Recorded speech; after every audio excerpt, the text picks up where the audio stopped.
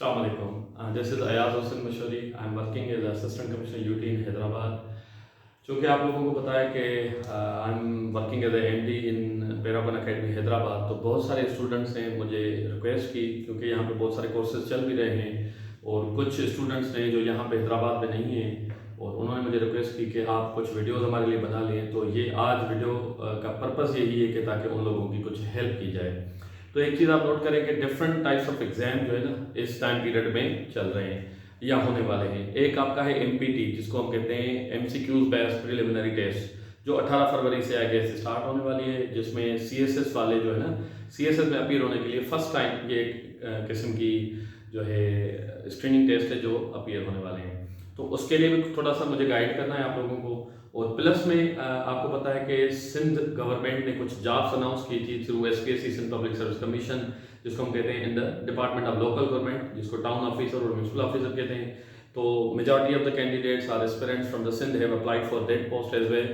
और थर्ड, अगर आप देखेंगे तो सिंध गवर्नमेंट ने 5 से 15 ग्रेड की जॉब्स के लिए भी जो एक अनाउंसमेंट की थी, जो IRP डिपार्टमेंट लेगा, तो उसके लिए भी इन सारी जॉब्स के लिए अगर आप एक चीज़ नोट करें तो ये सारी MCQs बेस्ड हैं।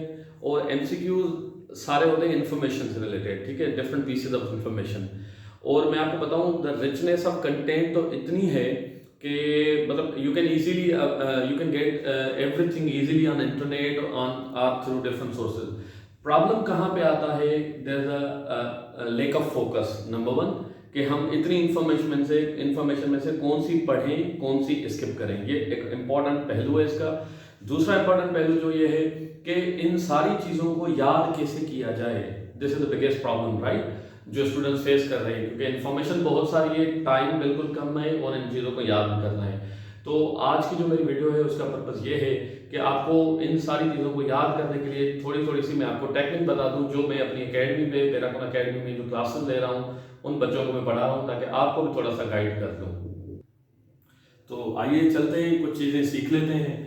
और सीखने से पहले मैं आपको ये बता दूं कि ये जो MPT है, MCQs बेस्ड जो आपकी प्रिलिमिनरी टेस्ट है CSS वाली, 200 MCQs होंगे उसमें। सिर्फ पहले अगर हम देखें तो 50 मार्क्स के तो उसमें इंग्लिश का पार्ट है। उस इंग्लिश पार्ट में फिर 3 सब पार्ट्स हैं। आपका एक कॉम्प्रिहेंशन का पार्ट आ जाता है, और उसके बाद ग्रामर और यूजेज का, इंग्लिश यूजेज का पार्ट आ रहा है, वो थर्ड आ रहा है वोकैब का पार्ट। अगर हम फॉर एग्जाम्पल ये देख लें कि आपकी कॉम्प्रिहेंशन 20 मार्क्स की आ रही है, जिसमें से MCQs बन रहे हैं, पैसेज दे रहे हो, नीचे से सवाल दे रहे हैं ऑब्जेक्टिव, तो बाकी रहते हैं 30 मार्क्स। तो 15 मार्क्स की तो वोकैब पॉसिबल है कि आ सकती है ना, क्योंकि थर्ड उसका एक सब सेक्शन है। तो 15 मार्क्स बहुत बड़ी होती हैं। और प्रॉब्लम इन दिस के वोकैब याद करना भी तो बड़ा मसला है ना। आज हम याद करते हैं, कल भूल जाते हैं। तो वोकैब बंदे कहते हैं कि भाई GRE की वोकैब याद कर लें, ठीक है, तो GRE की भी देयर 3500 वर्ड्स, ठीक है। तो इन चीज़ों को कैसे याद किया जाए, तो आज मैं थोड़ा सा इंग्लिश पे फोकस करता हूँ, क्योंकि अदर देन MPT जो लोकल गवर्नमेंट्स की जॉब है उसमें भी 20 मार्क्स आपकी इंग्लिश है। उस 20 मार्क्स में भी आई गेस के अराउंड 10 के तो MCQ वोकैब पे बन सकते हैं, नहीं भी तो 7-8 MCQ वोकैब पे बनेंगे। तो आए तो आज मैं आपको गाइड करता हूँ कि वोकैब की तैयारी किस तरीके से की जाए, इंग्लिश को किस तरीके से कवर किया जाए। Let's come to this board. देखें, मैं आपको कुछ टेक्निक्स बताने वाला हूँ कि वोकैब को किस तरीके से याद करें। अब यहाँ पे आ जाए, देखें, एक होती है मॉर्फोलॉजी। मॉर्फोलॉजी कहते हैं लिंग्विस्टिक में, अगर आप नोट करें तो मॉर्फोलॉजी कहते हैं कि एक लैंग्वेज में लफ्ज किस तरीके से बनते हैं, ठीक है, तो उस इल्म को हम कहते हैं मॉर्फोलॉजी। अब मॉर्फोलॉजी के अंदर अगर आप चीजें देखें तो एक आती है एटिमोलॉजी, जो आप नॉर्मली देख रहे होते हैं। एटिमोलॉजी का मतलब होता है एक वर्ड का ओरिजिन निकालना कि किन किन लफ्जों से वो बना हुआ है। अब उसके ओरिजिन के अगर आप अंदर जाएं तो एक वर्ड होता है जिसे हम कहते हैं stem of the root word, जिससे बाकी लफ्ज बन रहे होते हैं।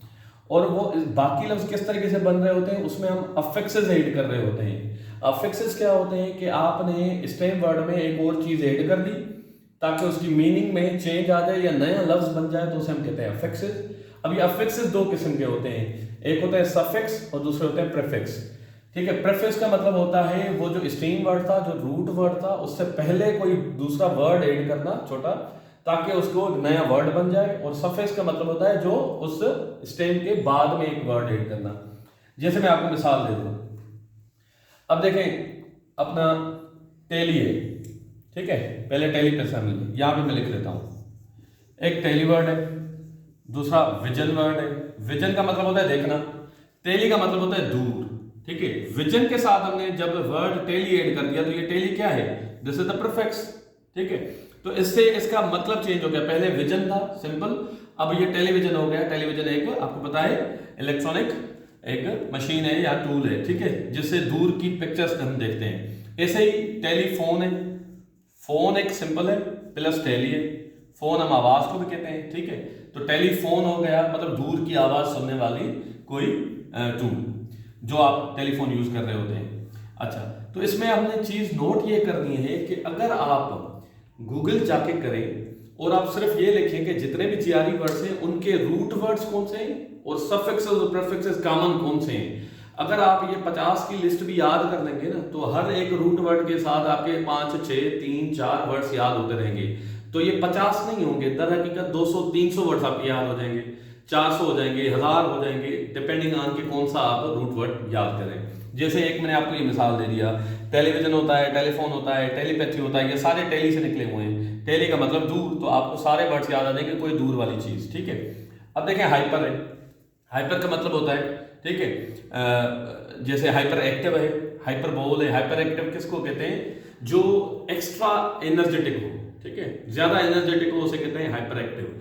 और अगर हाइपर बोल की बात करें तो जो ज्यादा बोल रहा होता है स्पेशली, तो उसे हम कहते हैं वो हाइपर बोल है, ठीक है।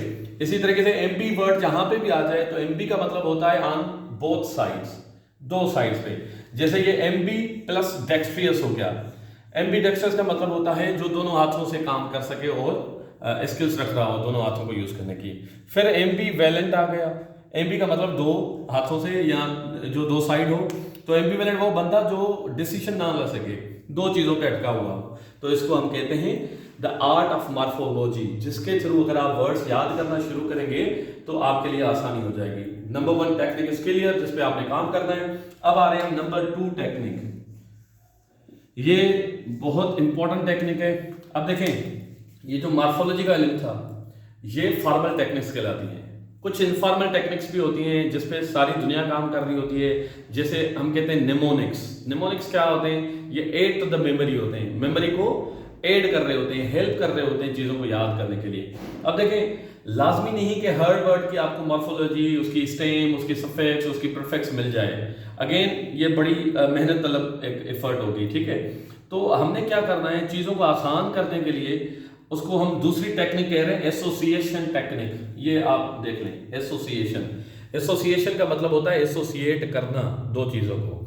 अब एक चीज और नोट करें, देखिए जो हमारा माइंड होता है ना, वो हमारा माइंड क्या करता है कि जो एग्जिस्टिंग इंफॉर्मेशन होती है ना उसको कनेक्ट करने की कोशिश करता है नई इंफॉर्मेशन से।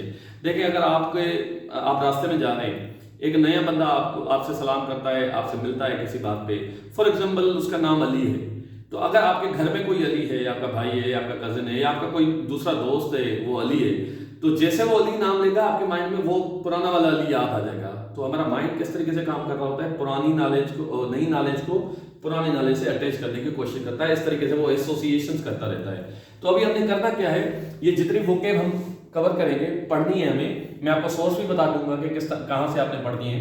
तो आपने क्या करना है, जो नया वर्ड होगा आपकी इंफॉर्मेशन के लिए, उसको आपने एग्जिस्टिंग नॉलेज के साथ एसोसिएट करना है। वो एग्जिस्टिंग नॉलेज जितनी ऑड हो, जितनी सिली हो, नो वरीज, आपने एसोसिएट करना है ताकि वर्ड्स आप याद कर सकें। अगर वर्ड डायरेक्ट एसोसिएट नहीं हो रहा तो आपने वर्ड को ब्रेक भी करना है, फिर एसोसिएट भी कर सकते हैं, ठीक है। अब थोड़ा सा मिसाल आपको दे देता हूं। देखें, ये आपको वर्ड नजर आ रहा होगा, मैंने यहां पे लिखा हुआ है, ये क्या है, बिल्क। अब देखिए, बिल्क से रिलेटेड कौन सा साउंड है जो आपके माइंड में आ रहा है। हाँ, आपने सही गेस किया, आपके माइंड में अब वर्ड आ रहा होगा जो मैं यहां पे लिख रहा हूं, मिल्क, राइट।